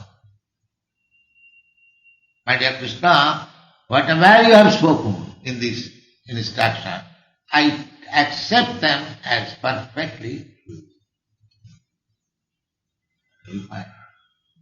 First of all, he said, Srishasti Amsadimang Prapannam. Of course, Sadharma Pricha there must be, but Whatever the spiritual master said, he accepted in total. Sarvametang vitangamanne jadvadesi mekama. This is the principle. That is called astika. First of all, before accepting the spiritual master, you must find out whether Krishna or Krishna's representative is there. Arjuna surrendered to Krishna. Shishastaya, I am your son. Similarly, everyone should surrender to Krishna or Krishna's representative. That is spiritual. If one does not know what is Krishna, neither he speaks, just vibrate the Krishna's word, he is not spiritual one. He cannot be spiritual one. Spiritual master does not manufacture his own ideas. That is not spiritual. Spiritual master is he who speaks exactly the words which is spoken by Krishna. That is the secret. You cannot change. అందుచేతనే మీరు గమనిస్తే భగవద్గీతలో అర్జునుడు కృష్ణుడి దగ్గర నుంచి భగవద్గీత ఉపదేశాలన్నీ కూడా విన్నాడు. వినిన తర్వాత ఏమన్నాడు? సర్వమేతద్ ఋతం మన్యే యద్వదసి మే పాండవ. ప్రియమైన కృష్ణ, ఏదైతే ఇంతవరకు నువ్వు చేసినటువంటి ఉపదేశాలు ఉన్నాయో వాటన్నిటినీ కూడా నేను పరిపూర్ణంగా సత్యాలని చెప్పి అంగీకరిస్తున్నాను. మీరు కావాలంటే చూడండి. మొట్టమొదటి ఏమన్నాడు అర్జునుడు? శిష్యస్థేహం శాదిమాంత్వం ప్రపన్నం. అంటే అక్కడ ఏమైందంటే స్వధర్మ పృచ్ఛత్. ఖచ్చితంగా అక్కడ ఉండాల్సిన పద్ధతి ఏమిటి అంటే ఆధ్యాత్మికులు ఏదైతే చెప్పారో దానిని అతను యథావిధిగా అంగీకరించడం. సర్వమేతదృతం మన్యే యద్వదసీమే కేశవ. ఇది మనకు కావలసినటువంటి సూత్రం. దీన్ని ఆస్తిక్యం అని చెప్పి అంటాం. అయితే మొట్టమొదట ఒక ఆధ్యాత్మిక గురువును మనం స్వీకరించబోయే ముందుగా అసలు కృష్ణుడు కానీ కృష్ణుడి యొక్క యథార్థమైనటువంటి ప్రతినిధి కానీ అక్కడ ఉన్నారా లేదా అనేటువంటిది మీరు గమనించాలి. అర్జునుడు చూడండి, కృష్ణుడికి శరణాగతి పొందాడు. శిష్యస్థేహం అన్నాడు. అయ్యా నేను నీ శిష్యుణ్ణి అని చెప్పాడు. అదేవిధంగా ప్రతి ఒక్కరూ కూడా కృష్ణునికి కానీ లేదా కృష్ణుడి యొక్క ప్రతినిధికి కానీ శరణాగతి పొందాలి. ఆ ప్రతినిధినే ఆధ్యాత్మిక గురువు అని చెప్పి అన్నారు. ఆధ్యాత్మిక గురువు అంటే కృష్ణుడు అంటే ఎవరో తెలియనటువంటి వాడు, కృష్ణుడి గురించి అసలు మాట్లాడినటువంటి వాడు, కృష్ణుడి నామాన్ని తన యొక్క నాలిక పైన ప్రకంపింప చేయనటువంటి వాడు, అసలు అలాంటి వాడు ఆధ్యాత్మిక గురువు ఎప్పటికీ కూడా కాలేడు. అతను ఎప్పటికీ ఆధ్యాత్మిక గురువు కాలేడు. ఆధ్యాత్మిక గురువు అంటే ఏదో తనకు తోసినటువంటి ఆలోచనలన్నీ కూడాను కొత్తగా తయారు చేసేవాడు కాదు. అది కాదు ఆధ్యాత్మిక గురువు అంటే. ఆధ్యాత్మిక గురువు అంటే నిజమైన అర్థం ఏమిటంటే కృష్ణుడు ఏదైతే వాక్యాలు చెప్పాడో వాటిని తూచా తప్పకుండా యథావిధిగా చెప్పేటువంటి వాడు. ఇది ఇక్కడ నిజమైనటువంటి రహస్యం. మీరు మీ ఇష్టం వచ్చినట్లు మార్చడానికి లేదు. So, in the Naimisarana, the resolution was made like this: Sanushtitasya dharmasya. So, everyone has got his dharma, particular duty, Brahman, Kshatriya, Vaishya. So, one must be intelligent enough whether by the discharge of his particular duty he has satisfied Krishna. Whether he has satisfied Krishna. It's like the different parts of the body. The duty is how to keep this body fit. That means to keep the body satisfied. Fit means when everything, all the metabolism, organization of the body is going nicely, then it is fit. And as soon as there is some discrepancies in the regular process, there are so many processes going on within the body. Kapha, Pitta, Vata. There is very good mechanical arrangement. So, the brain needs to keep this mechanical arrangement very greasy and going on nicely. That is brain. That is it. when I shall eat, when I shall not eat, when I shall sleep, when I shall... These things are necessity. But brain requires how to adjust that. Eating, sleeping, mating, and sense gratification, protection. That is required. But it requires brain how to transact all these things. నైమిషారణ్యంలో ఒక ముఖ్యమైనటువంటి తీర్మానం చేశారు. అదేమిటి అంటే స్వానుష్ఠితస్య ధర్మస్య, అంటే ప్రతి ఒక్కరికి కూడా వాళ్ళ సొంత ధర్మాలు అనేటువంటివి, ప్రత్యేకమైన బాధ్యతలు అనేటువంటివి ఉంటాయి. బ్రాహ్మణుడు, క్షత్రియుడు, వైశ్యుడు. కానీ ప్రతి వ్యక్తి కూడాను ఏమిటంటే తాను ఏదైతే బాధ్యతను నిర్వర్తిస్తూ ఉన్నాడో ఆ ప్రత్యేకమైనటువంటి బాధ్యత ద్వారా కృష్ణుని సంతృప్తిపరచడం అనేటువంటిది నేర్చుకోవాలి. ఈ విషయంలో తెలివితేటలు కలిగి ఉంటే చాలు, అతను కృష్ణుని సంతృప్తిపరచగలుగుతాడు. ఇప్పుడు ఉదాహరణకు ఈ శరీరానికి విభిన్నమైనటువంటి అంగాలు, అవయవాలు ఉన్నాయి. వాటి బాధ్యత ఏమిటి? ఈ శరీరాన్ని పటిష్టంగా ఉంచడమే. దాని అర్థం ఏమిటంటే ఈ శరీరాన్ని సంతృప్తిగా ఉంచడమే ఆ భాగాలు, అవయవాలన్నింటి యొక్క బాధ్యత. శరీరాన్ని పటిష్టంగా ఉంచడం అంటే అన్ని విషయాల్లో కూడాను, శరీరం యొక్క నిర్మాణ వ్యవస్థ కావచ్చు, లేకపోతే శరీరం యొక్క కణ వ్యవస్థ కావచ్చు, ఏదైనా కావచ్చు, అన్నీ కూడా చక్కగా సజావుగా జరుగుతూ ఉంటే ఆ శరీరం పటిష్టంగా ఉంది అని చెప్పి అంటాం.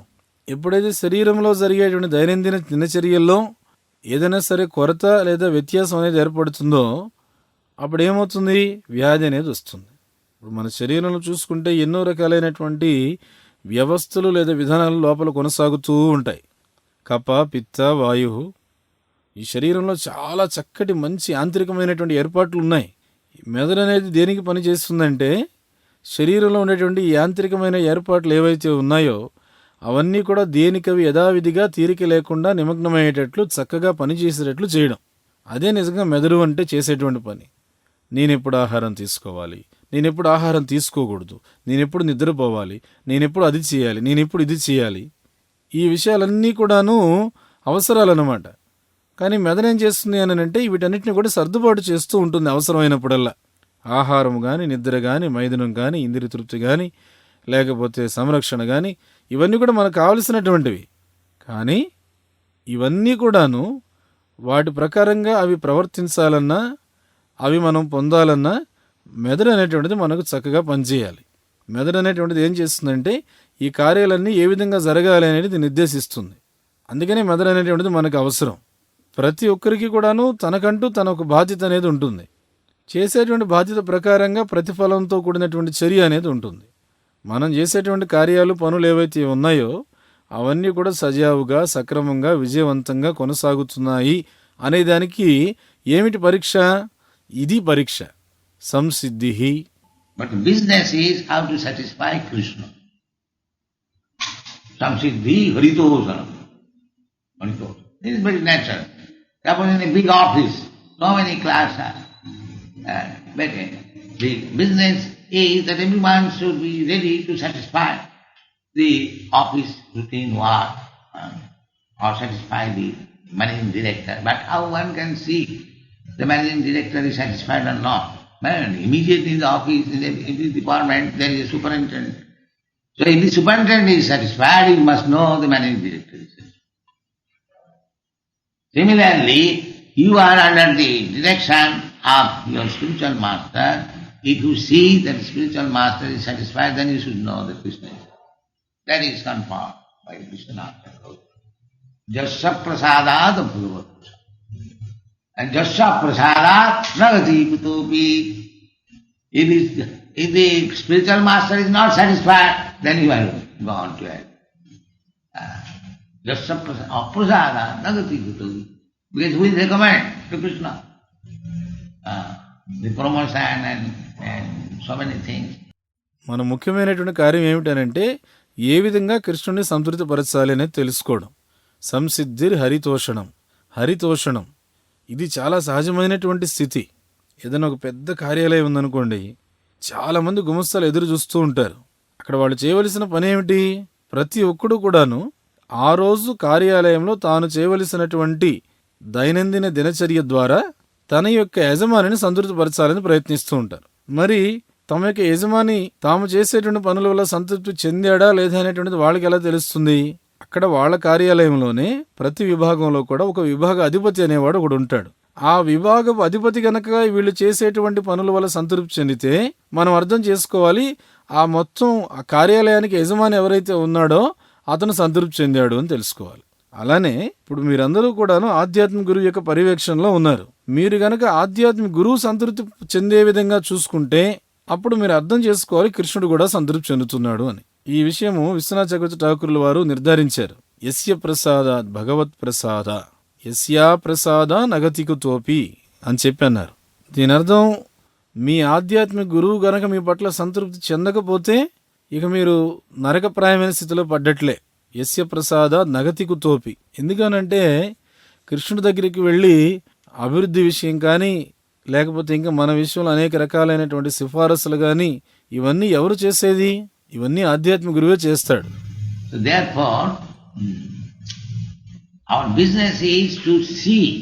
It doesn't matter whether you are acting as a Shudra or Brahman or Bhakti, it doesn't matter. By your action, sakarma bhitam abhajya, by your action Krishna is satisfied, then your life is successful. It doesn't matter in what position you are. It doesn't matter. If Krishna is satisfied, this is the principle of life. That is real dharma. Krishna says, Sarva dharman pramamekam saranam. So whether we have surrendered to Krishna and satisfied, this is our business, to see. In this way, in this chapter is very important. We may discuss.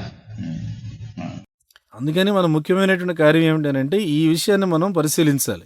నువ్వు శుద్ధుడిగా ఉన్నావా లేకపోతే బ్రాహ్మణుడిగా ఉన్నావా లేకపోతే క్షత్రియుడిగా ఉన్నావా అనేటువంటిది ఇక్కడ విషయం కాదు. అదేమంతా పట్టించుకోవాల్సిన విషయం కాదు.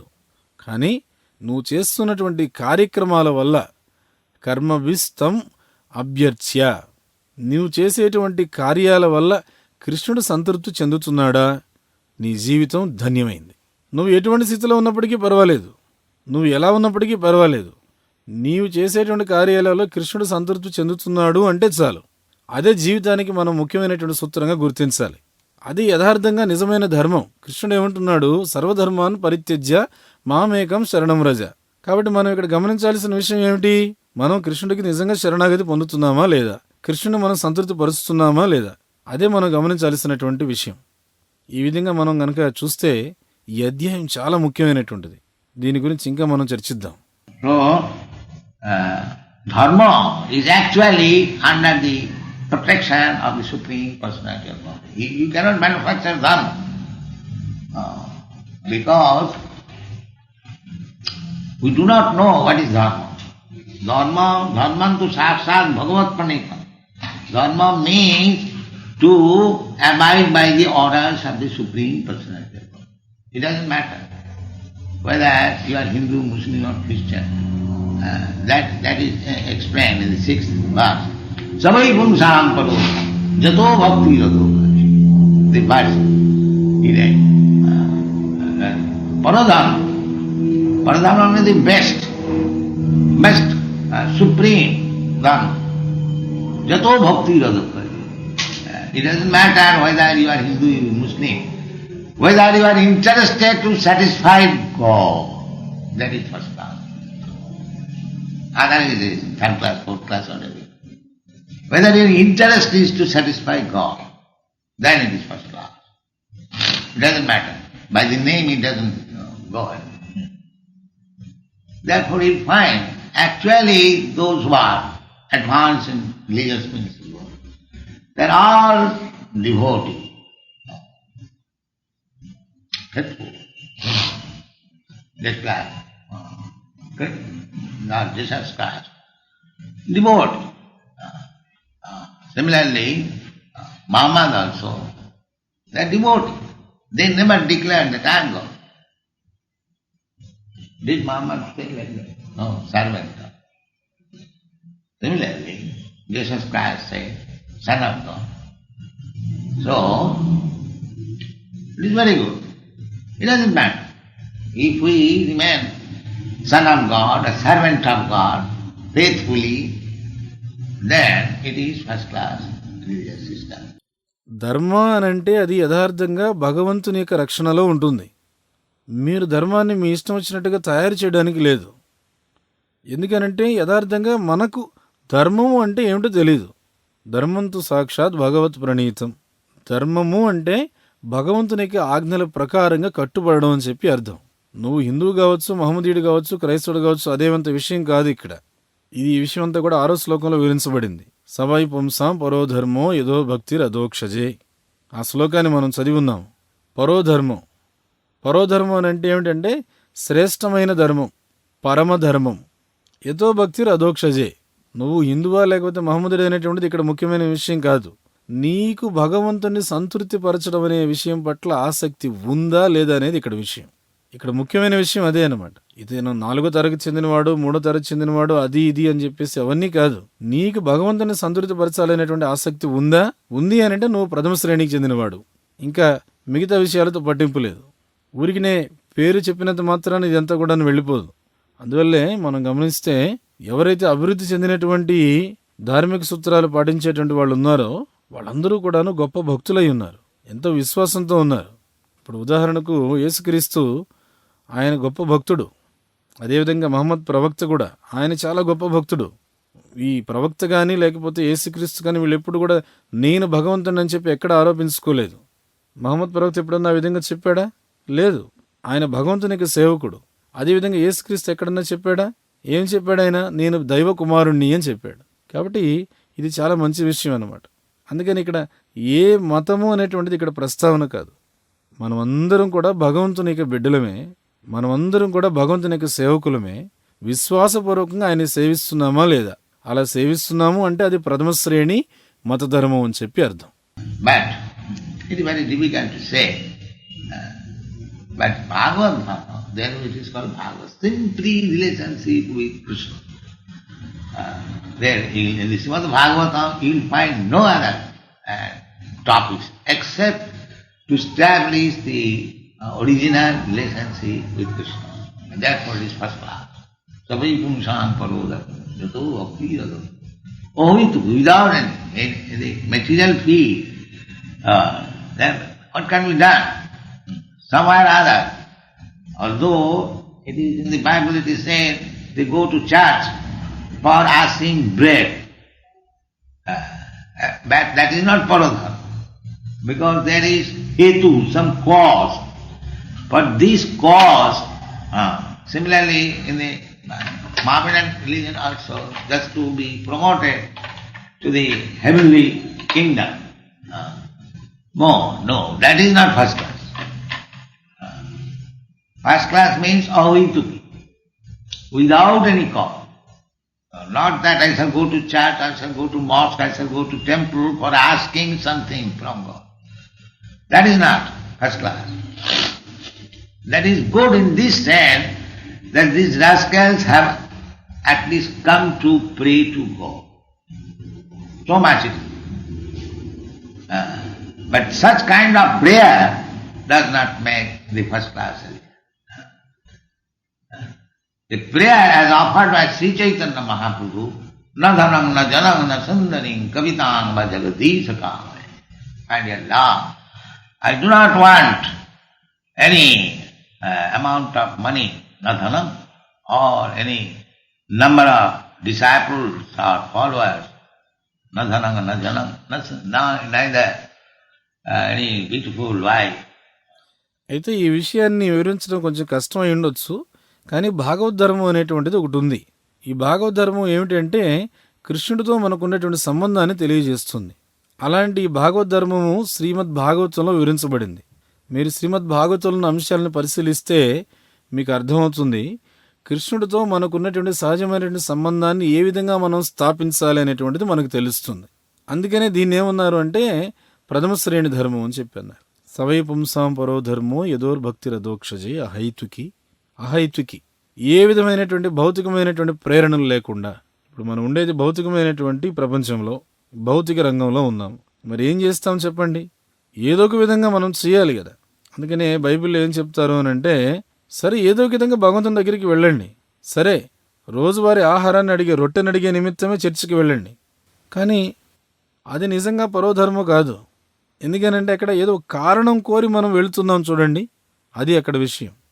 అదేవిధంగా మహమ్మదీయ మతంలో కూడా మీరు గమనిస్తే కేవలం ఉన్నతమైనటువంటి స్వర్గలోకానికి వెళ్ళే నిమిత్తం వాళ్ళు అక్కడ ప్రార్థించడం జరుగుతుంది.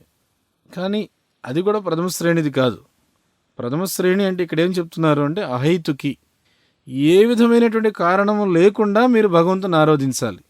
అంతేగాని నేను చర్చికి వెళ్తాను, లేకపోతే మసీదుకి వెళ్తాను, లేకపోతే మందిరానికి వెళ్తాను, కానీ అక్కడ భగవంతుడి దగ్గర నుంచి ఏదో ఒకటి అడుగుతాను అని అంటే అది ప్రథమ శ్రేణి ధర్మమే కాదు.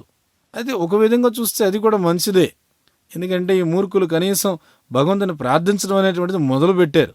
కాబట్టి ఆ రకంగా చూస్తే అది మంచిదే. కానీ వాళ్ళు ఏదైతే ప్రార్థన చేస్తూ ఉన్నారు చూడండి, ఆ ప్రార్థన ప్రథమ శ్రేణి మత ధర్మానికి చెందిన ప్రార్థన కాదు. మరి నిజమైన ప్రార్థన ఏది? శ్రీ చైతన్య మహాప్రభు మనకు చెప్పారు. ఏమిటా ప్రార్థన? నధనం నజనం న సుందరీం కవితాం వా జగదీశ కామయే. ప్రియమైనటువంటి భగవంతుడా, నాకు ఏ రకమైనటువంటి ధనము వద్దు, నధనం, ఏ విధమైనటువంటి అనుచరులు కానీ లేకపోతే శిష్యులు కానీ ఏ విధమైన సంఖ్యలో కూడా నాకు వద్దు, నధనం నజనం నసుందరీం, లేకపోతే అందమైనటువంటి స్త్రీలు నాకు అవసరం లేదు. So many so-called incarnation of God, they come for money, for beautiful wife and many followers. That is not wanting. That is not religion. Religion means without wanting all this. Na dhanam na janam na sandani kavita kadisaka. Not for any material. Apratihata. So I am poor man, I cannot love God, I cannot enhance my devotional service. No. Devotional service is so nice. Apratihata. It cannot be checked by any material condition. That is how. Sabai pumsam paru. Jato bhakti rato. This is test. How much I am religious, how much I am devotee. This is the test. కాబట్టి ఇక్కడ మనం అర్థం చేసుకోవాల్సింది, ఎంతోమంది నామమాత్రపు భగవద్ అవతారాలను చెప్పుకునేటువంటి ఈ కపటులంతా కూడా ధనం కోసమో లేకపోతే అందమైనటువంటి స్త్రీల కోసమో అనేక మంది అనుచరుల కోసమో తిరుగాడుతూ ఉంటారు. కానీ నిజంగా కావాల్సింది అది కాదు. అలాంటి వాళ్ళు చెప్పేటువంటిది నిజమైన ధర్మము కాదు. నిజమైన ధర్మం అంటే ఏ విధమైనటువంటి కోరికలు కానీ ఏ విధమైనటువంటి ఆపేక్ష కానీ లేకుండా ఉండాలి. నధనం నజనం న సుందరీం కవితాం వా జగదీశ కామయ. ఏ విధమైన భౌతిక ప్రేరణ కూడా కోరుకోకూడదు. అహైతుకి అప్రతిహత. ఓ మరి అలాగైతే నేను చాలా పేదవాణ్ణి, మరి నేను భగవంతుని ప్రేమించలేను కదా, నేను నా భక్తియుత సేవను వృద్ధి చేసుకోలేను కదా అనేదేమీ లేదు. భక్తియుత సేవ అనేటువంటిది ఎంత చక్కనిదంటే అప్రతిహత. ఏ విధమైనటువంటి భౌతికమైన స్థితి చేత కూడాను భక్తియుత సేవ అనేటువంటిది తనిఖీ చేయబడదు. అంటే ఏ విధమైన భౌతికమైన స్థితి కూడా భక్తియుత సేవకు అడ్డు రాదు. అది నిజమైనటువంటి ధర్మం. సవై పుంసాం పరోధర్మో యతోర్ భక్తిర్ అధోక్షజే. ఇది నిజమైనటువంటి ధర్మం. ఇది ఇక్కడ పరీక్ష అన్నమాట. నేను ఎంత ధార్మికమైనటువంటి స్థితిలో ఉన్నాను, నేను ఎంత భక్తుడిగా నేను జీవిస్తూ ఉన్నాను, అది ఇక్కడ మనకి నిజమైన పరీక్ష. We should be always alert to test our advancement, how we are making advancement. Because unless we become first-class devotee, there is no question of being relieved from this material condition. That is not so.